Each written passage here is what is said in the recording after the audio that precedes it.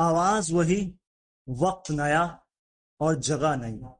हाय, मैं हूं अनोखा अंकित और आप सुन रहे हैं radio Udaan, a flight of life, India's only radio station run by persons with disabilities. आज मैं स्टूडियो से बाहर निकला हूं, अपने शहर में निकला हूं, एक वेन्यू पे निकला हूं, एक इवेंट कवर करने निकला हूं। हर शहर में सितारे होते हैं और वो सितारे छोटे छोटे कदम लेते हैं, लेकिन उड़ना तो उन्हें आसमान में ही होता है, आसमान को नापना होता है। तो आज से एक नए कार्यक्रम की शुरुआत कर रहा हूं, स्टार्स की उड़ान। यहां हम आपको उन आर्टिस्ट, उन सितारों से मिलाएंगे जिन्होंने अभी बस कदम भरने शुरू किए। उड़ान बहुत लंबी है और आसमान को अपनी जद में लेना है। मैं अपने आर्टिस्ट से मिलवाऊं इससे पहले मैं आपको एक नए तरीके पर ले जाना चाहता हूं। मैं चाहता हूं हर आर्टिस्ट इसको जाने और इससे रूबरू हो, और कोशिश वो भी ये करे कि जब वो किसी स्टेज पर चढ़े और अगर उसकी ऑडियंस में कोई विजुअल इम्पेयर्ड हो तो वो इसको इसकी शुरुआत करे।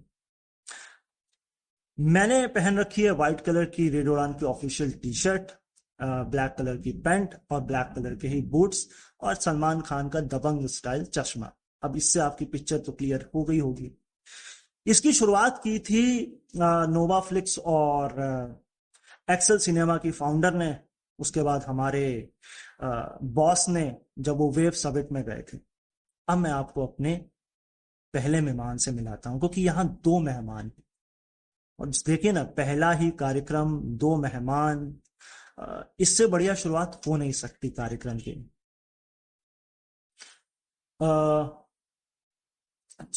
मेरे पहले मेहमान हैं नवीन। नवीन, स्वागत है रेडियो उड़ान पर। Thank you sir. नर्वस हो कि एक्साइटेड हो? नर्वस भी हूँ और एक्साइटेड भी, दोनों कह सकते हैं। तो अपना कैरी ऑन बताओ कि आज क्या गेटअप लिया है। हमारे दर्शक जो नहीं देख सकते हैं, जो विजुअल इम्पेयर्ड हैं, वो तुम्हें कैसे मेमोराइज करें? एक्चुअली मैंने ब्लू कलर की एक टी शर्ट पहनी है, हाफ टी शर्ट है, ब्लैक पैंट है, वाइट शूज है, और मैंने भी आप ही की तरह गॉगल्स लगाया हुआ है, बट वो दबंग स्टाइल में नहीं है। शुक्रिया, हर कोई दबंग नहीं हो सकता। कोई बात नहीं। तो नवीन, कार्यक्रम की शुरुआत और सबसे पहला सवाल, कहते हैं बचपन में ही सब कुछ शुरू होता है और बचपन से ही कहानी शुरू होती है। जी। आप हैं झारखंड से। मुझे सिंगर का तो कोई याद नहीं आता। मैं अपनी अलेक्सा से पूछ रहा था, उन्होंने कोई राइटर मुझे बताया, राइटर की वहां से हैं, खैर 2018 से हैं। लेकिन एक नाम है, महेंद्र सिंह धोनी, जो झारखंड से हैं। जी, तो रांची से हूँ। जी, मगर है तो वो झारखंड। जी जी। तो मुझे अपना बचपन बताइए, कैसे आप अपने बचपन को डिस्क्राइब करेंगे? कैसा था आपका झारखंड? कितना शांत और कितना शोरगुल वाला, या कैसे अपने शहर से अपने आप को रिलेट करोगे अपने बचपन को? एक्चुअली मेरा बचपन बहुत शांत माहौल में बीता है। मैं जहाँ से बिलोंग करता हूँ वहाँ काफी काफी हरियाली है। एक शहर में जितने बिल्डिंग्स होते हैं उससे ज्यादा हमारे गांव में पेड़ हैं। मेरा घर एक इंडस्ट्रियल एरिया में आता है। ऑल्दो डेवलप्ड एरिया है, बट हरियाली बहुत है। और मैं जहाँ रहा हूँ वहाँ प्रकृति ही प्रकृति है। लाइक इन्वायरमेंट बहुत प्यारा है, बहुत प्यारा। मेरा बचपन बहुत शांत स्वभाव में बीता है। मेरे मैं जहाँ से बिलोंग करता हूँ, मैं एक जॉइंट फैमिली से बिलोंग करता हूँ, तो मुझे बहुत सारी चीजें देखने को भी मिलती थी हर रोज। कई झगड़े भी देखने को मिले, फिर झगड़े के बाद प्यार भी देखने को मिला जब एक साथ सब लोग बैठ के खाते थे। तो उससे मैंने बहुत कुछ सीखा भी, काफी अच्छे दोस्त भी बने। और जहाँ से मैं बिलोंग करता हूँ काफी डेवलप तो नहीं है, बट कह सकते हैं कि एकता, यूनिटी बहुत है वहां पर।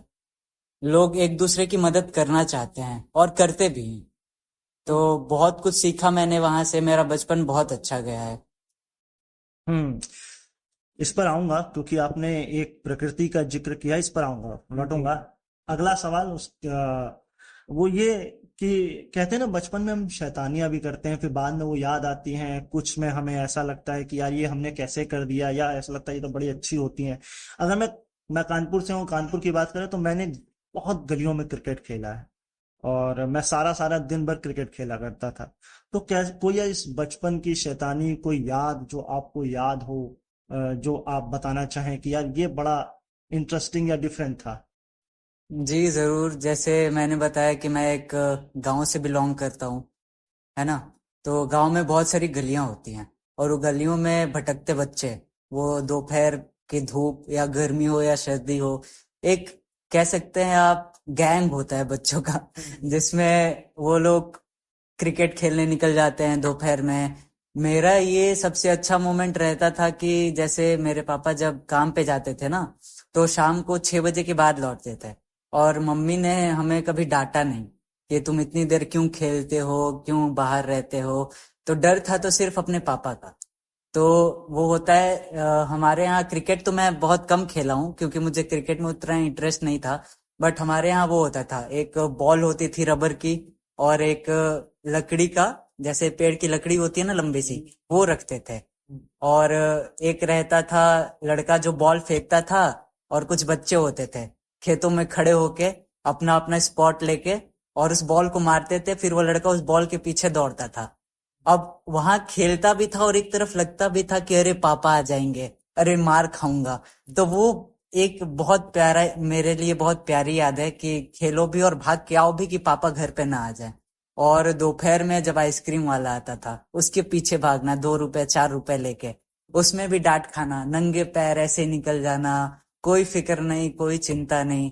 तो वो सब मेरे लिए बहुत अच्छी यादें हैं। मुझे ये गेम ऐसा क्यों लग रहा है ये बेसबॉल की बात कर रहे हैं? हाँ, वो कह सकते हैं आप। ठीक है, नवीन पर लौटेंगे। हमारे साथ हैं अजनबी। अब ये अजनबी जो है, मुझे दो चीजें याद आती हैं। एक तो इश्क विश्क का गाना, वो भला भला सा लगा, और दूसरा अजनबी फिल्म।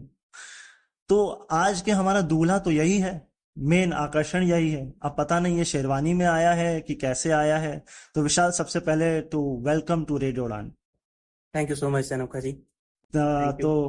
कैसे आज आपने अपने इस मेन इवेंट के लिए, इस इवेंट के लिए अपने आप को गेटअप किया है, हमारे दर्शकों के लिए पिक्चर क्रिएट करी है? बिल्कुल, तो शेरवानी तो बिल्कुल नहीं पहनी है मैंने, क्योंकि गर्मी बहुत ज़्यादा है कानपुर में। मैंने फिलहाल क्रीम कलर की टी शर्ट, ऑलिव कार्गो और सेम ऑलिव शूज़ पहने हैं। चश्मा है मगर सामने रखा हुआ है, आंखों पे नहीं है। ये दबंग तो एक ही हो सकता है। ठीक है। तो विशाल, जी। जैसा नवीन ने बताया अपना बचपन कितना रिलेट है या कितना अलग, क्योंकि जब मैं दिल्ली जाता था तो मुझे रेडियो बड़ा सुनाई देता था और मुझे रेडियो बड़ा पसंद था।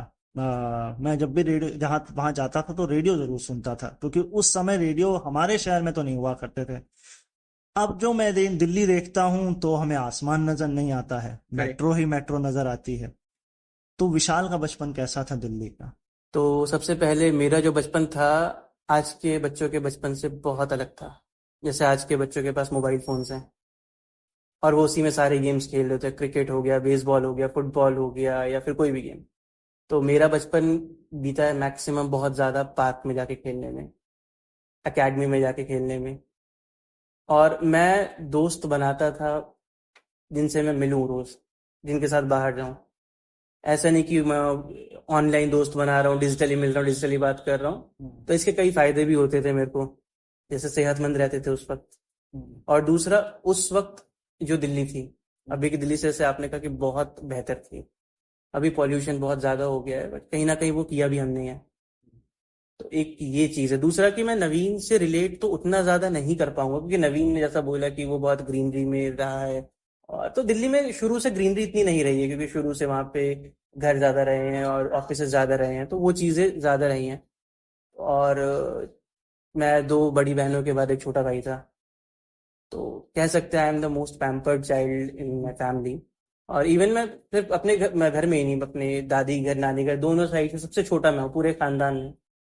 तो सबका प्यार मेरे को बचपन से पूरा का पूरा मिला है, और उसी प्यार को लेके मैं जिंदगी में आगे बढ़ा हूँ।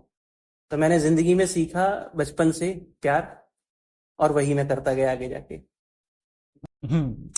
श्योर। अगर मैं बात करूं शैतानियों की, क्योंकि दिल्ली की शैतानी मुझे नहीं मालूम भाई, वो बच्चे बच्चे दिल्ली के बच्चे कैसे शैतानी करते हाँ, तो मैं बताना चाहता हूँ, जैसा मैंने बताया कि मेरे ऊपर दो बड़ी बहनें थी, और मेरे फादर थोड़े से स्ट्रिक्ट थे इस मामले में। उनको सारी चीजें पसंद थी बट शैतानियां नहीं पसंद है, कि तुम कुछ भी करो, बस तुम कुछ ऐसा मत करो जो शैतानियों में गिनी जाए। तो बड़ी बहनों ने शुरू से एक डिसिप्लिन साथ में सिखाया, पैम्पर किया, लेकिन जब जरूरत पड़ी तो डांट भी लगाई। जब उन्होंने देखा कि कुछ मैं गलत कर रहा हूँ, जैसे मेरी एक बहुत बुरी आदत हुआ करती थी कि मैं पतंग बहुत उड़ाता था। पतंग उड़ाना बुरी आदत नहीं है, पर दोपहर के 3 बजे जाके, गर्मा गर्म धूप होती थी, 2 बजे जाके छत पे खड़ा हूँ, धूप में पतंगे देख रहा हूँ छत पे, उस वक्त मेरे को डांट बहुत पड़ती थी।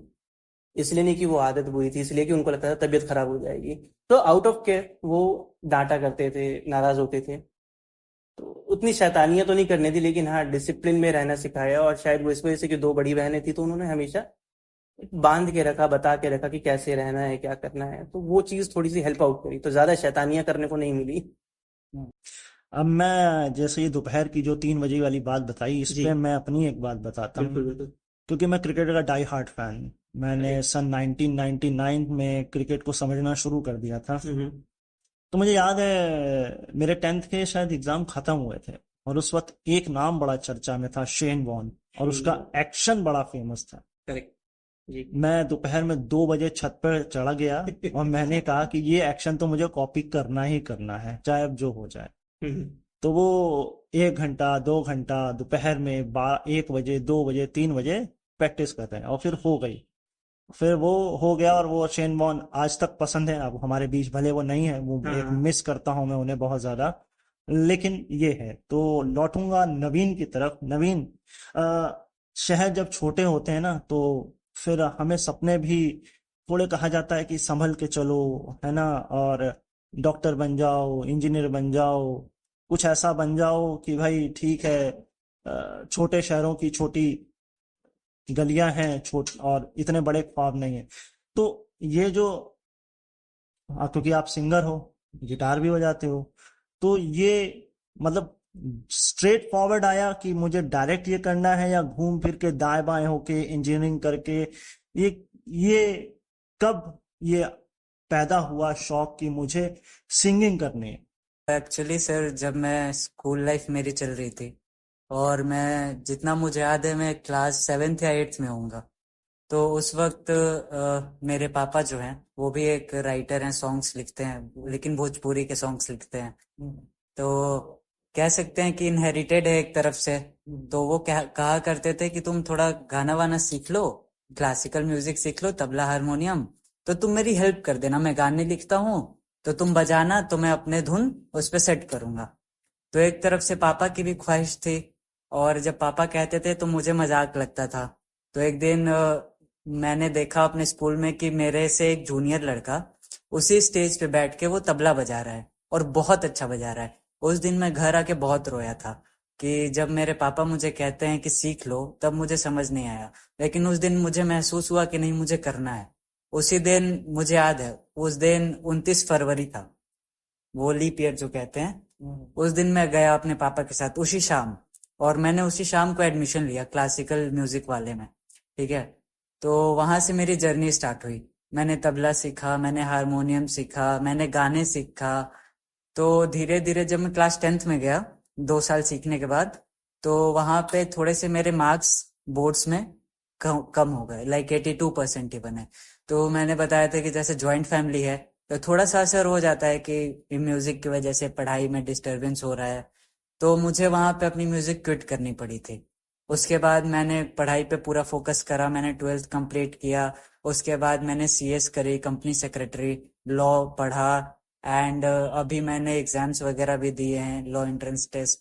तो शायद अगर कॉलेज मिल जाए तो उधर भी। उसी बीच मुझे विशाल भैया मिले। इन्हीं का एक शो था यहीं दिल्ली में। तो मेरी एक फ्रेंड हुआ करती हैं, तो वो गई थी, तो उन्हीं के थ्रू मैं इनसे मिला। और जब मैंने इनको बताया कि मैं सीखता हूँ, तो भैया ने मुझे एक अपॉर्चुनिटी दी अपनी तरफ से कि मैं एक शो कर रहा हूँ, तो अगर तुम चाहो तो मेरे साथ आ सकते हो। इन्होंने मुझे बहुत हेल्प भी की। तो मैंने वहीं से अपनी जर्नी स्टार्ट की वापस ये गाने की। मुझे टाइम लगा, क्योंकि मेरा फ्लो टूट चुका था और मुझे खुद पे भरोसा नहीं हो रहा था कि मैं वापस कर पाऊंगा। क्योंकि सर, 4 साल 5 साल का गैप बहुत होता है। तो वो अंदर ना हिम्मत खत्म हो गई थी मेरी, लेकिन भैया ने भरोसा दिखाया, मेरे दोस्तों ने मुझे सपोर्ट किया, पुश किया। तो मैंने भी कोशिश की अपनी तरफ से कि अगर मुझ पे इतना भरोसा किया जा रहा है तो मैं इस भरोसे पे खरा उतरूं। तो वहीं से मैं आज यहाँ हूँ कि मैं भैया के साथ 2-3 सिटी में ट्रेवल कर चुका हूँ। मैं भैया के साथ गाता हूँ उनके शो में, लोगों को पसंद आता है और मैं बहुत ब्लेस्ड फील करता हूँ कि मैं वापस से मैंने स्टार्ट किया, मुझे इतनी अच्छी अपॉर्चुनिटी दी गई और लोग मुझे पसंद कर रहे हैं। ये जो 82% बोले ना, इसके आधे मेरे हैं, मतलब 2 बार में आ सकते हैं मेरे पे। बाकी ये देखकर अच्छा लगा कि कोलैबोरेशन हो रहा है, क्योंकि इंडिया में मैंने एक चीज नोटिस करी है, आपको पुल डाउन करने की बड़ी कोशिश की जाती है, जी। कोलैब नहीं करते जल्दी। हाँ। और जब आर्टिस्ट कोलैब होते हैं तो बड़ा अच्छा लगता है कि हाँ ऐसे लोग हैं। तो इसी नोट पे विशाल पर लौटूंगा, क्योंकि विशाल करते हैं स्टोरी टेलिंग। अब इसके अब ऐसा तो है नहीं कि स्टोरी टेलिंग आज से शुरू हो रही है। स्टोरी टेलिंग पहले किस्सा गोई के रूप में थी, लेकिन एक नाम है नीलेश मिश्रा, जी। जिसके इर्द गिर्द आजकल पूरी दुनिया घूम रही है। उन्होंने इसको चमका दिया है, मतलब एक मेन स्टेज पर वो ले आए हैं। गायब था उससे पहले, किसी को पता नहीं था। तो विशाल, क्या नीलेश मिश्रा ये आपके लिए आए लेकर कि मुझे ये करना है, या उससे पहले या उसके दाएं बाएं क्या था वो मोटिवेशन जो आपने कहा कि मुझे स्टोरी टेलिंग करनी है? देखिए, जैसे हर बच्चे के साथ होता है कि बचपन में कुछ और बनना चाहते हैं, बड़े होके कुछ और बन जाते हैं, फिर वो बचपन से बड़े होने के सफर में कई बार उनके सपने बदल चुके होते हैं, क्योंकि बच्चों वाला दिमाग होता है। आज देखा कि भाई पापा जी डॉक्टर हैं, अच्छा पैसा कमा रहे हैं, नीचे जाते हैं दुकान में टीवी देखते हैं, शाम को आते हैं पैसे लेके दे देते हैं घर में, तो ये काम अच्छा है तो ये करूंगा। थोड़े बड़े हुए तो देखा टीवी में क्रिकेट चल रहा है, क्रिकेट खेल के पैसा कमाया जा सकता है तो वही क्रिकेटर बनना है। तो मेरा सफर ऐसा रहा कि मैं कहानीकार शुरू से बनना चाहता नहीं था, लेकिन जैसा कि नवीन ने भी बताया कि कहीं ना कहीं वो चीज अंदर होती है आपके। तो बचपन से स्कूल्स में पार्टिसिपेट किया करता था, डिबेट्स में, पोइट्री में। तो तब मेरे को नहीं पता था कि हाँ ये चीज आगे करी जा सकती है। फिर मैंने आगे जाके क्रिकेट एकेडमी में एडमिशन किया, अंडर 18 तक खेला। लेकिन उसके बाद 10th स्टैंडर्ड आ गया, फिर just like every other parents, बेटा 10th के बाद आराम से कर लेना, बोर्ड एग्जाम्स हैं। फिर बोर्ड्स के बाद मैंने और बड़ी गलती कर दी मेडिकल साइंस लेकर। तो उन्होंने बोला मेडिकल साइंस है बेटा, पढ़ाई कर लो, आगे हो जाएगा। फिर आगे हुआ नहीं। तो स्टोरी टेलिंग की जर्नी मेरी कहाँ शुरू हुई है, जो मुझे पता लगा। अब शायद आप शायद मजाक भी बना सकते हैं, थोड़ा हंस भी सकते हैं। लोग कहते हैं ना कि एक फिल्म का डायलॉग है कि दिल टूटने के बाद ही कला निकलती है। पहले मैं भी सुनता था, मुझे लगता था ये क्या बकवास है, लेकिन मैंने महसूस किया। तो एक बार दिल टूटा, उसके बाद कुछ 1 1.5 साल 2 साल दर्द रहा। उससे पहले ना तो मैं कोई किताब पढ़ता था, ना कभी कुछ ऐसे स्क्रॉल किया इंस्टाग्राम यूट्यूब, कभी कुछ नहीं। लेकिन फिर धीरे धीरे दर्द को बताने का जरिया वो कहानियां बनी, अपने दर्द को निकालने का जरिया। क्योंकि मुझे लगा कि अगर मैं इतने दर्द में हूं तो शायद और भी लोग होंगे, तो क्यों ना ये दर्द बांटा जाए। क्योंकि होता है ना, खुशियां बांटने से बढ़ती हैं, तो दर्द बांटने से कम होता है। तो मैंने ये फैसला किया कि क्यों ना बांटा जाए, मेरे जैसे और भी लोगों के साथ बांटे, उनका भी दुख लें, अपना भी बताएं। और सिर्फ दुख क्यों, कहानियों के जरिए हम खुशियां भी बता सकते हैं। तो कहानियां मैंने शुरू करी दिल टूटने के बाद। और जैसा कि नवीन ने भी बताया कि जब लोगों को आपका काम पसंद आने लगता है, तो भले ही आपने वो चीज किसी और वजह से शुरू की हो, लेकिन आप फिर वो अपने पैशन के लिए करने लगते हैं। इसी तरीके से मैंने एक आजकल बहुत अच्छा स्टोरी टेलर है वो जय सिंह, शायद आपने सुना होगा। बट स्टोरी टेलर बहुत अच्छे हैं। तो उनका मैंने एक शो देखा, मोहब्बत जिंदाबाद शो है। और मुझे नहीं पता चला कि वो कैसे 3 घंटे पूरे के पूरे निकल गए शो में। मैं एक सीट पर बैठा हूँ और 3 घंटे मेरे ऐसे निकल गए कि मानो आधा घंटा या 20 मिनट हुए। तब मैंने समझा कि एक लंबी कहानी इस तरीके से सुनाना कि किसी को वक्त का ना पता चले, आप उस 3 घंटे में आप हंसे भी हैं, रोए भी हैं, आपने परिवार की वैल्यू को समझा कि फैमिली क्या होती है, रिश्ते क्या होते हैं। तब मैंने डिसाइड किया कि क्यों ना अपनी उस पूरे रिलेशनशिप की जर्नी को एक कहानी में उतारा जाए। और वहां से मैंने इस कहानी को बनाया जो मैं आजकल पढ़ता हूँ, जिसमें हम्म। मैं खुद को अजनबी बताता हूँ। आएंगे, इस कहानी पर भी आएंगे। बिल्कुल। आ, मैं भी, मेरे भी शौक डिफरेंट डिफरेंट रहे, बट बचपन से ही मैं, ये था कि लिखना है और बोलना है, बस यही काम मुझे आता है। ना मैथ आती है, ना फिजिक्स, ना साइंस, बस लिखना आता है और बोलना आता है। बेहतरीन है ये। तो बस उसी लाइन में फिर हम भी निकल लिए। पहले हम भी क्रिकेटर बनना चाहते थे, कभी म्यूजिक कंपोजर बनना चाहते थे, लेकिन लौट के बुद्धू घर को आ गए। लेकिन ऐसा नहीं है कि म्यूजिक म्यूजिक का शौक नहीं है। मैं आज भी पियानो सीख रहा हूँ, दुआ 1 साल से वापस शुरू कर दिया है। और हारमोनियम सीखा था। गाना गाना नहीं आता भाई, बोलना आता है। तो बाकी हम लिखते हैं, क्रिकेट देखते हैं और बोलते हैं, यही सब करते हैं। नवीन पर लौटूंगा। नवीन, ये तो ठीक है, शहर शहर घूमना, शो करना, लेकिन एक मेन मोटिव होता है ना कि मुंबई जाना है या एल्बम निकालना है या प्लेबैक सिंगिंग करनी है। अ, तो वो विजन क्या है? एक्चुअली सर, जैसा आपने बताया कि आपको लिखना पसंद है, तो वैसे ही मैं भी लिखता हूँ। एंड मेरे कुछ गाने भी है जो मैंने लिखे हैं। और आप विजन पूछ रहे हो, तो मैंने हमेशा से खुद को यही कहा है कि मैं भीड़ का हिस्सा नहीं बनना चाहता। मैं जहाँ खड़ा होना चाहता हूँ वहाँ लोग मेरे लिए खड़े हों, मुझे वो चाहिए। और जैसे आपने बोला, लोगों का पैशन होता है कि मुझे मुंबई जाना है, मुझे प्लेबैक सिंगिंग करनी है, तो मेरा ऐसा कोई ड्रीम नहीं है। मैं एक इंडिपेंडेंट आर्टिस्ट, ऐसा आर्टिस्ट बनना चाहता हूँ ना, जिसको लोग सुनने के लिए खुद ब खुद आए। मुझे अपने तरफ से कुछ ना करना पड़े, उस लायक मैं खुद को बनाना चाहता हूँ कि मैं जहाँ खड़ा हूँ वहाँ लोग मेरे नाम से मुझे सुनने के लिए, मुझे प्यार देने के लिए खुद ब खुद आए। तो मेरा विजन यही है कि लोग मुझे प्यार करें, मेरी आवाज से प्यार करें। हम्म। कल मैं कुमार सानू का इंटरव्यू सुन रहा था। उन्होंने भी पहले, मगर उनका तो शायद गोल ही था कि मुझे करनी ही प्लेबैक है। और मगर ठीक है, सबका अलग अलग मोटिव। और ये, और मुझे इससे याद आती है कि अमिताभ बच्चन की लाइन, हम जहाँ खड़े होते हैं वहीं से लाइन शुरू होती है। और दूसरा, मेरे एक टीचर हुआ करते थे, अब वो इस दुनिया में नहीं है, उन्होंने मुझे राइटिंग करना सिखाया। तो उन्होंने एक बात बोली थी, एक किस्सा मुझे याद आ गया, क्योंकि हम सब स्टोरी टेलिंग ही कर रहे हैं, तो स्टोरियों से ही कहानी बनती है। तो वो मुझे पढ़ा रहे थे एक बार, तो कह रहे थे, हम मैं हरिद्वार में था, कहीं से आ रहा था बस में, किसी टूरिस्ट बस थी, तो आ रहा था, मैं बैठा था चाय पीने। तो मैंने कहा, ये बस के सारे लोग कहाँ रहे हैं, ये भीड़ कहाँ जा रही है? तो किसी ने उनको बोला कि सर आप नहीं चलेंगे? कहते आया कौन है, क्या हुआ है? कहते वो इरफान आया हुआ है।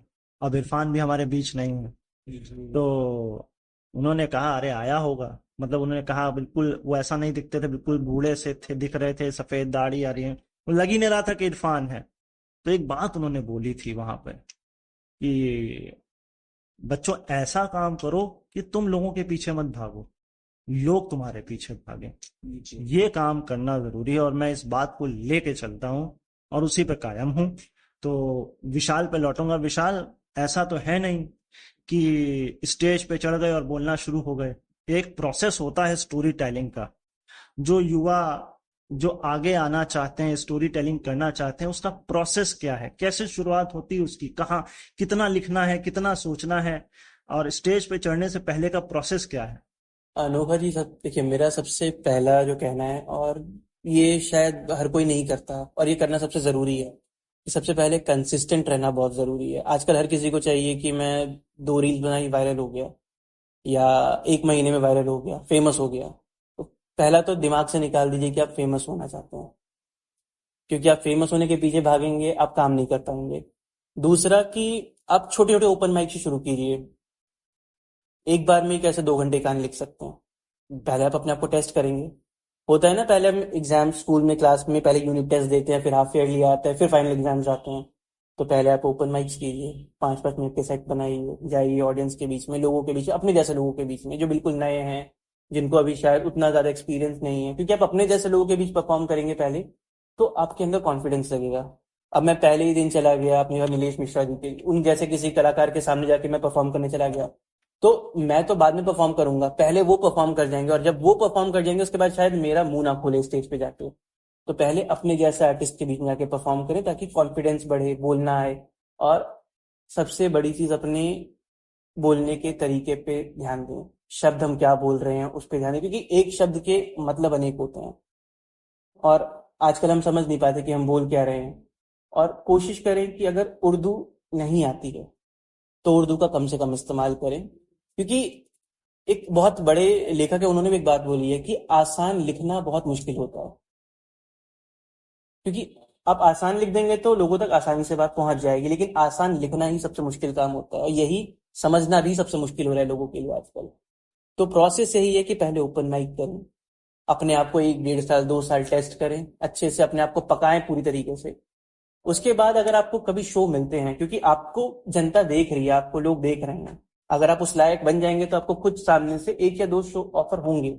जब आपको ऑफर हो तो आप समझिए कि आप शायद लायक हो गए हैं, फिर आप 5-10 मिनट के सेट को बढ़ाइए, आप 10 मिनट 15 मिनट पे जाइए, धीरे धीरे करके आगे बढ़िए, और अपने एक कंटेंट को, एक पीस को कम से कम नहीं तो 10 से 15 जगह परफॉर्म करें, हर बार रिकॉर्ड करवाएं। रिकॉर्ड करवाना इसलिए नहीं क्योंकि मेरे को रील डालनी है, रिकॉर्ड इसलिए करवाना है ताकि मैं देख सकूं कि जो मैंने पढ़ा है वो एज ए व्यूअर कैसा लग रहा है, और अपने आप को मैं क्रिटिसाइज कर सकूं कि ये मैं यहाँ इससे बेहतर कर सकता था, ये मैंने गलत बोल दिया, इसको यहाँ बेहतर बना सकते। तो आप 10 बार एक ही चीज रिकॉर्ड कराएं, तब जाके आप उस कंटेंट पे परफेक्ट हो पाएंगे। उसके बाद जो रिकॉर्ड होगा शो, वो आपका बेस्ट शो होगा। तो कंसिस्टेंट रहें, एक चीज को बार बार टेस्ट करें, और अलग अलग लोगों के बीच टेस्ट करें। मैंने अपने शहर से बाहर निकलने का फैसला क्यों किया? चाहता तो मैं सिर्फ दिल्ली के अंदर रह के शो कर सकता था ना, लेकिन दिल्ली के अंदर एक मिथ बन गया था कि दिल्ली के अंदर, अरे ये तो इसके दोस्त ही आ रहे हैं ना सुनने। तो मैंने कहा ठीक है, अपने आप को थोड़ा टेस्ट करते हैं। मैं दिल्ली के बाहर निकला, अपने होम टाउन गया, पटना गया, पटना के बाद कानपुर आया, बॉम्बे गया, अलग अलग शहरों में गया, वहां पे अलग अलग तरीके के लोग मिले, अलग अलग तरीके के रिव्यू मिले लोगों से। उन सबको मिला के आज मैं एक, ये नहीं बोलूंगा कि बहुत कुछ अच्छा किया है, हाँ शुरुआत कर दी है अच्छी मोड़ पे जाने की। और मेरा अल्टीमेट गोल बोलेंगे तो मैं ये नहीं कहूंगा कि मुझे बहुत बड़ा इन्फ्लुएंसर बनना है या बहुत फेमस कहानीकार बनना है, नहीं, मुझे एक बहुत खास कहानीकार बनना है। मैं अपनी स्टोरी को, मैं ये नहीं बोलूंगा कि वो कोई बहुत बेहतरीन स्टोरी है, मैं कहूंगा कि मेरी जो स्टोरी है वो एक लव थेरेपी है। वो एक थेरेपी की तरह काम करती है। जैसे उस थेरेपी से आज मैं थोड़ा सा खड़ा हो पाया हूँ, तो मैं यही चाहता हूँ कि जैसे मैं खड़ा हो पाया हूँ, ऐसे ये थेरेपी शायद और जरूरतमंद लोगों को मिले, और वो भी अगर डगमगा रहे हैं रास्ते में या नहीं समझ पा रहे हैं, तो उस थेरेपी के जरिए वो भी खुद को खड़ा कर पाए, संभाल पाए। क्योंकि मुझे उस वक्त संभालने के लिए कोई नहीं था, तो मैं चाहता हूँ जब वो देखें मुड़ के, तो उनको संभालने के लिए मैं दिखूं वहां पे कि मैं हूँ। तो ये मेरा गोल है।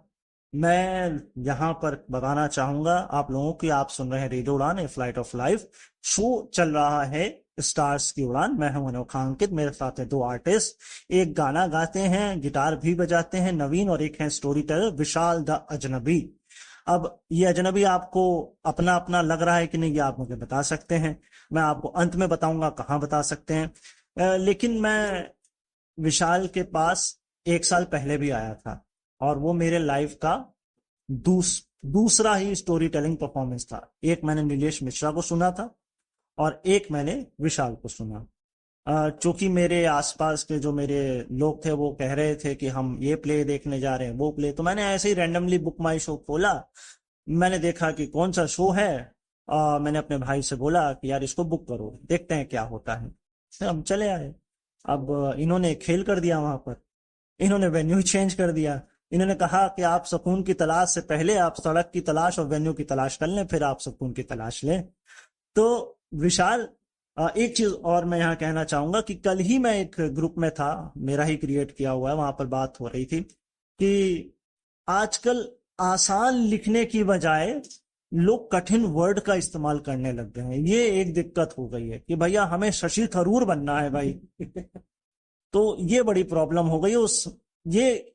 तो देखिए, इससे ये समझ में आता है कि आपके जीवन में जो घट रहा है, या आपके साथ जो मिल रहा है, या विशाल से जो मैं मिला, उसके पीछे कोई कुछ है पावर जो आपको मिलाती है। तो विशाल, ये सुकून की तलाश कानपुर पे आके ही खत्म हो रही है, या बार बार आ रहे हो, छोड़ के चले गए थे, सुकून को लेने आ गए हो, मतलब क्या है कानपुर कनेक्शन, और कैसा लगा कानपुर? सर कानपुर जब मैं पहली बार आया था, मेरे को मतलब पहला मेरा लाइफ में पहली बार कानपुर आया हूँ, और मैंने सोचा भी नहीं था कि अभी कानपुर आऊंगा, लेकिन जिस तरीके से मैं पहली बार कानपुर आया, और जब मैं शो करने के लिए अंदर ग्रीन रूम में बैठा हुआ था, तो मेरे को यहाँ के जो ओनर थे, वो मेरे से पूछते एक बात बताओ कितनी ऑडियंस है। मैंने कहा होगी 10-12 ऑडियंस तो होगी। तो अगला ही जो मुझे स्टेटमेंट सुनने को मिला ना कहानीकार के तौर पे, वो थोड़ा डरा देने वाला था। उन्होंने कहा पता है पिछला जो स्टोरी टेलर था उसके शो में कितने लोग आए थे? मैंने कहा, कितने? कहते बस एक ऑडियंस आई थी। तो मैं जब दिल्ली से सफर करके निकला था ना, तो मुझे लगा था कि यहाँ कानपुर तो स्टैंड अप कॉमेडियंस का गढ़ माना जाता है, कि मतलब यहाँ पे स्टोरी टेलिंग का मैंने तो सुना नहीं है। अब वो मेरा डर मेरे को मैं यकीन में बदलता हुआ नजर आ रहा था, यार ये तो सच में है। तो उन्होंने पूछा कितनी चेयर्स लगाऊं, मैंने कहा एक काम करो 10-12 लगा दो, बहुत है। फिर मैं जब ग्रीन रूम से बाहर निकला, मैंने वो जगह भरी हुई देखी। तो उस दिन पता लगा कि प्यार कानपुर अनजान लोगों को भी दे सकता है, नए आर्टिस्ट को भी मौका दे सकता है। बस वही है कि जिस तरीके से कानपुर ने मुझे उस वक्त अपनाया था, मेरे को भी कानपुर को उस तरीके से अपनाना था। तो मैंने कहा एक बार शो कर लिया, तो बस एक बार से कैसे छोड़ सकते हैं।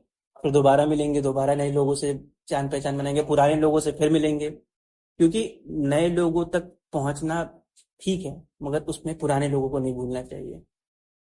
तो जो मैं अब दोबारा शो करूंगा तो कोशिश यही है कि उसमें पुराने लोगों से मुलाकात होगी, फिर से नई बात होगी, और सुकून की तलाश सिर्फ यहाँ नहीं खत्म होगी। मुझे लगता है अभी ये सफर बहुत लंबा जाने वाला है, बहुत आगे जाने वाला है, कई अलग अलग शहरों में जाने वाला है। क्योंकि सुकून सिर्फ कानपुर को थोड़ी चाहिए, सुकून तो हर जगह को चाहिए ना। दिल्ली हो, बैंगलोर हो, मुंबई हो, पुणे हो, मनाली हो। तो सुकून की तलाश लंबी चलने वाली है। इसमें एक बात जोड़ूंगा, जी। सुकून शहरों को नहीं चाहिए, शहरों के इंसानों को, इंसान। इंसान के दिलों को, इंसान के दिमाग को चाहिए। बिल्कुल सही। तो इसी बात पर अब सोच रहे हैं सुकून हमारे कानों को भी पढ़े। कब से हम लोग बोले जा रहे हैं नवीन गाना गाते हैं, तो नवीन हो जाए एक भाई, अब कुछ सुना भी दो अब। सर मैं जो आपको गाना सुनाने वाला हूँ, जैसा कि मैंने बोला कि मैं गाने लिखता भी हूँ, क्योंकि मेरे पापा से इनहेरिटेड है, एक तरीके से कह लीजिए, विरासत में मिली है। तो मैंने कुछ 4 लाइनें लिखी थी। तो जैसे विशाल भैया का शो है सुकून की तलाश, वैसे मैं भी किसी की तलाश हूँ। तो उसी पे मैंने कुछ लाइंस लिखे थे, और वो ऐसे जाते हैं जैसे,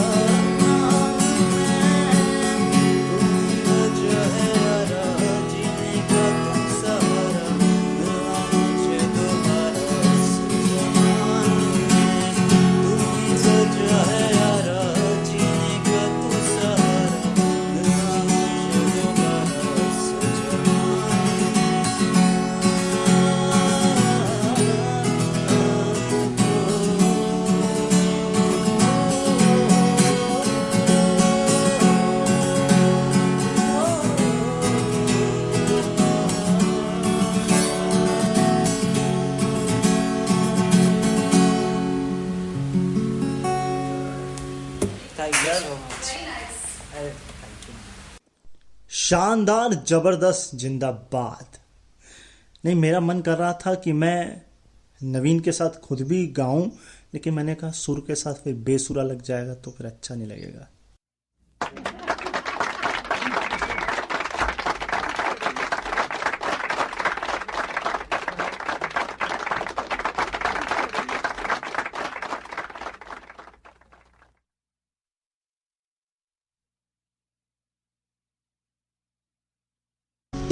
यार, किराए की तालियां बजेंगी यहाँ पे। नहीं, मैं कब मना कर रहा हूँ अच्छा नहीं गाया है। मैं तो ये कह रहा हूँ मोहतरमा कि भाई यहाँ ऑडियंस इतनी नहीं है, इसलिए किराए की तालियां लगेंगी। बजाओ भाई। एक तो इस शानदार से गाने के बाद अब बारी आती है कुछ शेर सुनने की, क्योंकि नवीन ने तो सुना दिया भाई, कान हमारे बिल्कुल तृप्त हो गए, सुकून मिल गया एक अच्छा सा। लेकिन सुकून की तलाश अभी भी मेरी बाकी है, और वो खत्म होगी शेरों पर जाकर। मुझे शेर पढ़ना पसंद है। मैं बब्बर शेर सुना करता था, रेडियो सिटी वाला। अपने स्कूल टाइम में खड़ा हो जाता था, वही बब्बर शेर सुना देता था, लोग सुन के बड़ा खुश हो लेते थे। उनको लगता था मैं लिखता था, मैं नहीं लिखता था। लिखता हूँ, कविताएं लिखता हूँ, लेकिन वो पॉलिटिकल सटायर होता है। तो खैर, उस पर फिर कभी बात करेंगे। तो विशाल, कोई शेर जो तुम सुनाना चाहो। अनोखा जी, मैं शेर तो एग्जैक्टली नहीं बोलूंगा, क्योंकि देखिए शायरी इज अलॉट अबाउट टेक्निकलिटीज। और जैसे कि मैंने बताया, ना तो मैंने कोई बहुत किताबें पढ़ी है, ना ही मैंने सीखा है, ना ही मैंने बड़े बड़े शायर पढ़े हैं। तो ये बोलना शायद उन सभी शायरों के लिए बहुत बड़ा धोखा हो जाएगा कि मैं शेर पढ़ रहा हूँ। हाँ, मैंने एक छोटा सा, जैसे मैं लिखता हूँ मेनली दर्द पर, तो मैंने उसी दर्द की सिचुएशन पे एक छोटी सी पोइट्री लिखी थी। अब होता है ना, कई बार आप किसी से जुदा हो जाते हैं, दूर हो जाते हैं, उसके कुछ वक्त बाद आप रास्ते में चलते फिरते टकरा जाते हैं ना। दुनिया छोटी है, दुनिया गोल है, टकरा ही जाएंगे कभी ना कभी। तो उसी सिचुएशन पे मैंने एक छोटी सी कविता लिखी कि अब आप अपने अपनी महबूबा से रास्ते में टकरा गए हैं, तो आप क्या सोच रहे हैं। तो उस पे मैंने लिखा कि जुदाई के कुछ महीनों बाद एक रोज वो मुझसे टकरा गई। एक बार को दिल को धक्का सा लगा, कहीं वापस तो नहीं आ गई। कि जुदाई के कुछ महीनों बाद एक रोज वो मुझसे टकरा गई। एक बार को दिल को धक्का सा लगा, कहीं वापस तो नहीं आ गई। फिर सोचा कि ये पल शायद छलावे के हैं, इसके चेहरे के ये जो रंग हैं ये सब दिखावे के हैं। मगर फिर नजर पड़ी आंखों पे, तो पाया ये आंसू तो पछतावे के हैं। अब दाएं बाएं देखा तो पूछ ही बैठे अब दाएं बाएं देखा तो पूछ ही बैठे कि इन आंसुओं की वजह हम हैं, या गिर गया है कुछ आंखों में। होता है ना कि आप पूछ पड़ते हो कि अब दाएं बाएं देखा तो पूछ ही बैठे कि इन आंसुओं की वजह हम हैं, या गिर गया है कुछ आंखों में। और देखा जाए तो पूछना बनता भी था, क्योंकि कभी एक हुआ करते थे उनके लिए लाखों में। अब जवाब कुछ ना सूझा तो कहने लगी कैसे हो। कि जवाब कुछ ना सूझा तो कहने लगी कैसे हो। कदम आगे बढ़ा लिए अभी पहले जैसे हो। अब मैंने कहा कि क्या करोगे जानकर, वो किस्सा तो पुराना हो गया। गड़े मुर्दे उखाड़ के कुछ ना मिलेगा, वो किस्सा तो अब पुराना हो गया। याद कर वो दिन, तेरी निशानियां, तेरे पैगाम तुझे लौटा कर आया था। आधा इतिहास तो अपने घर से मिटा कर आई थी, आधा मेरे सामने मिटाया था। अब क्या मतलब बनता है उन पन्नों को फिर से पढ़ने का। अब क्या मतलब बनता है उन पन्नों को फिर से पढ़ने का। अब तेरे आंसू काम ना आएंगे, फैसला कर लिया है आगे बढ़ने का। तो एक छोटा सा, अब व्यंग कह सकते हैं, या छोटा सा ताना कह सकते हैं, या छीटाकशी की, जब ये चीज मैंने देखी होती है। मतलब मेरे साथ तो बाय गॉड ग्रेस नहीं हुई है, लेकिन हाँ, कई बार यहाँ खासकर जब चीट वाला केस होता है ना, तो उसमें जब आपका पार्टनर या आपका एक्स पार्टनर आपसे मिलता है, तो इस तरीके से दिखाता है कि अरे ये आपको कितना मिस कर रहा है, तो वो पल भूल जाता है जब आपके साथ गलत हुआ था।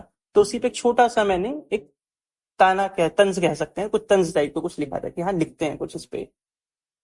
अ, नवीन, गाना जो तुमने गाया वो तो बहुत शानदार था, मुझे भी पसंद आया। और ऑडियंस यहाँ पे जहाँ हम रिकॉर्ड कर रहे हैं, तो मैं तो तारीफ तुरंत ही मिल गई। ये कहते हैं इंस्टेंट कर्मा है। तो ये कब लिखा था? इस गाने के पीछे की कोई बैक स्टोरी है? बैक स्टोरी एक छोटी सी स्टोरी थी, लिखा था अपने दोस्त के लिए। तो एक छोटा सा झगड़ा हो गया था, है ना। तो होता है झगड़े में कि लोग छोड़ देते हैं, अक्सर दोस्ती में हो जाता है। वो होता है ना कि जा, मैं तुमसे बात नहीं करूंगा। तो हमारे वो बहुत खास दोस्त है, तो उन्हीं के लिए, बस उनको वापस लाने के लिए हमने उनके लिए ये लिख दिया था। और उनको पसंद आया और वो वापस भी आ गए। तो यही थी, ये गाना मैंने 1 महीना पहले लिखा था। हाँ, ये ताजा ताजा अभी पैदा हाँ हुआ जी। गाना है। हाँ, और गाना पैदा होता ही फेमस भी हो गया दुनिया में। नहीं, बस टेस्टिंग चल रही है अच्छा, अभी तो। माइक टेस्टिंग चल रही है, ठीक है। जी। हाँ, नहीं। सो विशाल, जी हम हैं दूसरे सफर पे सुकून की तलाश के, क्योंकि पहला पिछले साल हुआ था। जी तो बताओ लिसनर्स को कि ये सफर कहाँ से कहाँ तक, किस किस तारीख में पड़ाव इसके हैं, ताकि अगर कोई किसी शहर में भूला भटका सुन रहा हो तो वो वहां पहुंच जाए। बिल्कुल, मैं बताता हूँ। जैसे सफ़र की शुरुआत करी थी हमने आगरा से। आगरा में हमने ये शो किया था। अब आगरा के बाद हम गुड़गांव करके आए। गुड़गांव के बाद आज हम करने वाले हैं ये शो कानपुर में। कानपुर के बाद अगला पड़ाव हमारा है पटना।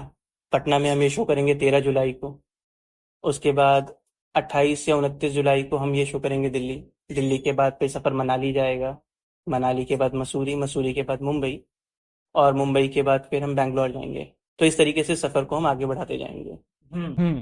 तो पूरे सफर में नवीन आपके साथ हैं या अलग अलग सफर में? लगभग लगभग हर जगह पे नवीन आपको मिलेंगे, क्योंकि नवीन के भी शायद एग्जाम्स वगैरह आने वाले हैं, तो कुछ शो में शायद वो ना अवेलेबल हो, बट हर जगह वो मिलेंगे अगर एग्जाम्स ना रहे तो। कैसे टिकट्स मिलेंगी, कहाँ मिलेंगी? टिकट्स बुक माई शो पे मिल जाएंगे आपको, हर शो की, हर वेन्यू की, हर स्टेट के लिए। और बुक माई शो पे जाके आप टिकट बुक कर सकते हैं। जब सर्च करना है सुकून की तलाश, शो आपके सामने होगा। अगर एक खाका खींचना हो या सिनॉप्सिस देना हो सुकून की तलाश की स्टोरी का, कि ताकि वो खींचे चले आए, तो वो क्या होगा? अ, हम, जैसे मेरा एक दोस्त है, ठीक है, उसका नाम मैं आपको बताता हूँ, मतलब वो बहुत फेमस है, आदर्श नाम है उसका। अब उसके साथ एक दिक्कत क्या है ना, कि वो मोहब्बत तो करता है लेकिन हर बार हार जाता है। लेकिन वो हारने पे ना, कभी वो अपनी गलती नहीं ढूंढता। उसको लगता है कि नहीं, मैं तो सही हूँ।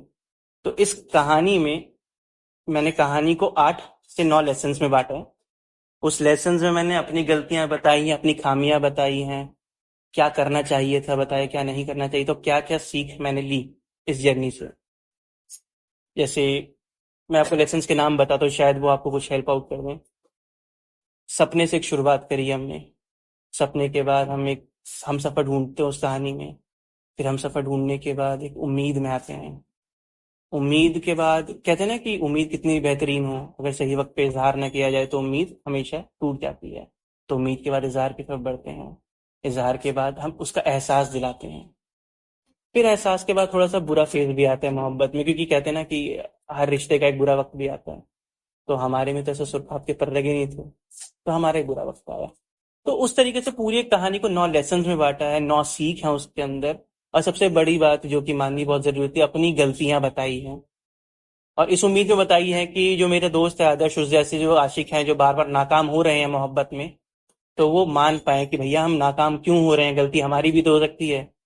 तो अपनी गलतियों को पहचानना कैसे, ये जानने के लिए आप हमारे शो में आ सकते हैं, सुकून की तलाश। हम्म हम बिल्कुल अपने इस कार्यक्रम के अंतिम पड़ाव पर हैं। तो पहले तो मैं आप लोगों से, दोनों से ये जानना चाहूंगा, कैसा लगा आप लोगों की ये बातचीत, और कुछ ऐसी कोई चीज जो मैंने ना पूछी हो, आप कहना चाहते हो दोनों लोग, ये वक्त है, बोल सकते हैं आप। पहला तो अनोखा जी, आपका शो बहुत अच्छा लगा। जिस तरीके से आपने पूरा शो लीड किया, बहुत बेहतरीन तरीके से आपने बातें करी हमसे। और आपने ये तो बता दिया कि चश्मा आपने दबंग वाला पहना है, मगर आपने चश्मा लिया कहाँ से था, ये बता दीजिए, क्योंकि चश्मा आपका बड़ा प्यारा लग रहा है हमें। हाँ, तो मुझे याद है, मैं जब मैं काम किया करता था एक दूसरी कंपनी में, तो मैं ऐसे ही बैठा हुआ था, तो मैंने कहा यार कोई चश्मा देखते हैं। तो मैंने ऐसे ही ऑनलाइन उठाया, और 499 के आसपास का ये चश्मा होगा, मैंने उठा के ले लिया। फिर मुझे बड़ा अच्छा लगा, तो उससे फिर ये मेरे क्लब हाउस में फोटो में यही शायद फोटो लगी हुई है इसी चश्मे के साथ। तो मैंने कई जगह पर जो है, मैंने इस फोटो को हटाया नहीं। तो ये चश्मा 2019 के आसपास मेरा लिया हुआ है, और तब से यही चल रहा है और इसी के साथ है। एक अंतिम सवाल, जी। चूंकि हम हैं विजुअल इम्पेयर्ड कम्युनिटी से, तो कभी ऐसे लोगों से, डिसेबल लोगों से वास्ता हुआ, या कोई भ्रम था, या कोई मिथ था, या कोई कॉन्सेप्ट था, कुछ कहना चाहोगे? नहीं, मेरा मेरा एक क्लासमेट था प्रशांत, ब्लाइंड था वो भी, मतलब देख नहीं सकता था। मेरे साथ ही बैठता था स्कूल में, मतलब हम सेम स्कूल में थे, सेम साल में पढ़ता था। तो उनके साथ मैं लगभग 3 से 4 साल बैठा हूँ। वो ब्रेल पे लिखते थे। अब उन्होंने मेरे को ब्रेल लिपि सिखाई, कैसे सिखते लिखते हैं और कैसे महसूस करते हैं। और मैंने एक बहुत अच्छी चीज उनके बारे में नोटिस करी कि कहने को वो देख नहीं सकते, लेकिन वो हमसे ज्यादा देख सकते हैं। तो एक शुरुआत हमने शुरुआत में की थी, एक एंड में अब करना चाहता हूं, क्योंकि हमें इस दुनिया को एक्सेसिबल बनाना है हर किसी के लिए, और उसके लिए हम सब इंस्टाग्राम यूज करते ही हैं, मैं भी करता हूं, आप लोग भी करते हैं। बिल्कुल जी। तो करना यह है आज से कि आपके इंस्टाग्राम में जब आप पोस्ट करते हैं, कैप्शन लिखते हैं, फोटो डाल दी, नीचे आ जाइए बिल्कुल लास्ट में, वहां एक ऑप्शन होता है एडवांस, उस पर टैप करिए। फिर आता है ऑल्ट कैप, यानी कि अल्टरनेटिव कैप्शन। अब आपकी इमेज में जो कुछ भी है, क्या पहना है, क्या बैकग्राउंड है, वहां लिख दीजिए। उससे होगा ये कि जो साइटेड है उसके लिए उस फोटो में कोई फर्क नहीं पड़ेगा, लेकिन जब हम उस फोटो को क्लिक करेंगे तो वो हमको बोल के बताएगा कि इस इमेज में क्या है। हमें ये एक्सेसिबल बनाना है, ये फेसबुक और इंस्टा ने ऑप्शन दे रखा है। हम चाहते हैं हर साइटेड इसे इस्तेमाल करे और एक्सेसिबल बनाए हर विजुअल इम्पेयर्ड के लिए, हर एक इंस्टा फेसबुक पोस्ट को। तो उम्मीद करते हैं ये शुरुआत नेक्स्ट पोस्ट से हो जाएगी। ये शुरुआत आज के शो के पोस्ट से हो जाएगी। इतनी आसानी से शो का अंत नहीं हो सकता, क्योंकि ऑफ एयर मैं कुछ सुन रहा था और मुझे ऐसा लग रहा है जो मैंने ऑफ एयर इंजॉय किया वो आप इंजॉय करेंगे तो आपके भी रोंगटे खड़े हो जाएंगे। इतना शानदार इन्होंने कुछ तैयार किया है नवीन और विशाल ने, जो सुनना बनता है। और मुझे मालूम है आप जहां कहीं भी बैठकर इसे सुन रहे होंगे, बिना ताली बजाए अपने आप को रोक नहीं पाएंगे। तो एपिसोड के अंत से पहले ये ट्रीट मिलना आप लोगों के लिए बेहद बेहद जरूरी है। So now over to you Vishal and Naveen. Thank you Anokha. तो ये हम बिल्कुल पहली बार परफॉर्म करने जा रहे हैं, तो उम्मीद है आपको अब सुन के, लाइव सुन के ज़्यादा पसंद आएगा। तो शुरू करते हैं हम इसको। तो शेर कुछ ऐसा है कि मर जाऊंगा मैं चूड़ी की खन खन से मेरे दोस्त, मर जाऊंगा मैं चूड़ी की खन खन से मेरे दोस्त, एक बार तो मिलवा दो दुल्हन से मेरे दोस्त। तुम उसकी हथेली से मिटा लोगे मेरा नाम, तुम उसकी हथेली से मिटा लोगे मेरा नाम, क्या नाम मिटा पाओगे धड़कन से मेरे दोस्त। प्रीत की लतों ऐसी लागी, हो गई मैं मतवाली, बल बल जाऊं अपने पिया को, कि मैं जाऊं वारी वारी, मोहे सुध बुध ना रही तन मन की, ये तो जाने दुनिया सारी, बेबस और लाचार फिरूं मैं, हारी मैं दिल हारी, हारी मैं दिल हारी। कि बड़े गुरूर से कर ली थी मोहब्बत हमने, बड़े गुरूर से कर ली थी मोहब्बत हमने, सोचा ना था जमाना बीच में आएगा, टूट के चाहा था एक दूजे को, कि टूट के चाहा था एक दूजे को, सोचता हूँ क्या वो मुझे भुला पाएगा। तेरे नाम से जी लूं, तेरे नाम से मर जाऊं, तेरे नाम से जी लूं, तेरे नाम से मर जाऊं, तेरे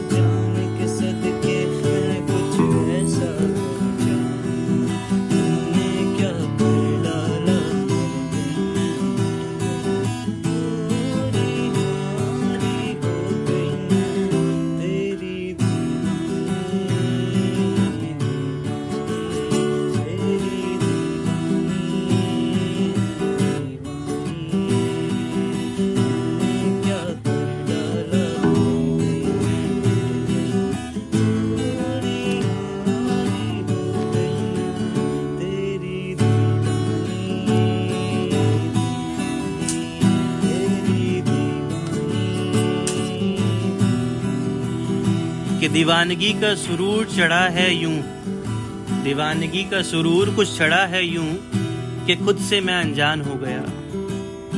घूमा हर गली हर शहर हर मोहल्ला, सुकून तेरे प्यार में देखना मैं कुछ इस तरह बदनाम हो गया। इश्क जब हद से बढ़ जाए, इश्क जब हद से बढ़ जाए, हंसते हंसते आशिक सोने चढ़ जाए। इश्क का जादू सर चढ़ कर बोले, इश्क का जादू सर चढ़ कर बोले, खूब लगा लो पहले रस्ते बोले। यही इश्क दी मर्जी है, यही रब दी मर्जी है, यही इश्क दी मर्जी है, यही रब दी मर्जी है। ये बंदी कैसा काम करती है, तुमने क्या कर डाला मेरे दिल में। पूरी हो गई तेरी दीवानी, तेरी दीवानी। कि तुझे खोता देख जिंदगी से मैं यूं डर गया था, तुझे खोता देख जिंदगी से मैं यूं डर गया था। तुझे नहीं पता मैं किस हाल में घर गया था। तुझे खोता देख मैं जिंदगी से यूं डर गया था, तुझे नहीं पता मैं किस हाल में घर गया था। और दोस्तों ने दी थी खबर घर वालों को मेरे, बदन ठंडा पड़ा था लड़का मर गया था। कि बदन ठंडा पड़ा था लड़का मर गया था, और मौत से कर ली थी दोस्ती उसने।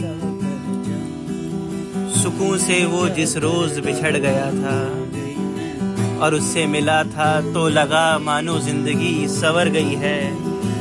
उससे मिला तो लगा मानो जिंदगी संवर गई है, उससे बिछड़ के लगा मानो वो पूरी तरह टूट के बिखर गया था। तेरी दीवानी, तेरी दीवानी,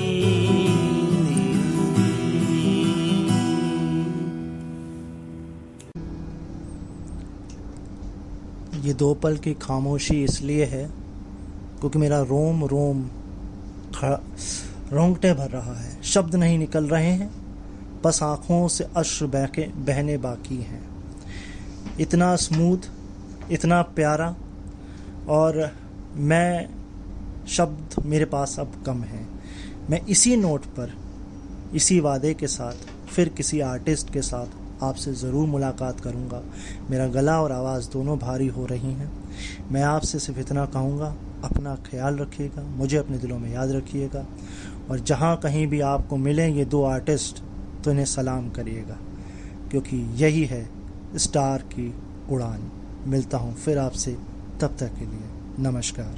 तो इसी नोट पर इस कार्यक्रम को मैं एंड करूँगा। आप सुन रहे थे रेडियो उड़ान पर स्टार्स की उड़ान, और मैं जाने से पहले जो कहता हूँ वो कहूँगा, ये शो रिपीट नहीं होगा। तो अगर आप लोग दोबारा सुनना चाहते हैं तो यूट्यूब पे सुनिए, लाइक और कमेंट करें, कमेंट में सवाल पूछें, और अगली बार जब मेरी मुलाकात होगी तो वो आपके सवाल होंगे जो मैं इनसे रखूंगा। हो सकता है मेरे सवाल अच्छे ना हो, या आपको लगा हो कि मैं कुछ भूल गया, छूट गया, तो वो आपके सवाल होंगे। जाने से पहले मैं हमेशा ये कहता हूँ, अपना ख्याल रखिए, मुझे अपने दिलों में याद रखिए। विशाल, इंस्टाग्राम पर खोजना हो तो कैसे खोजें?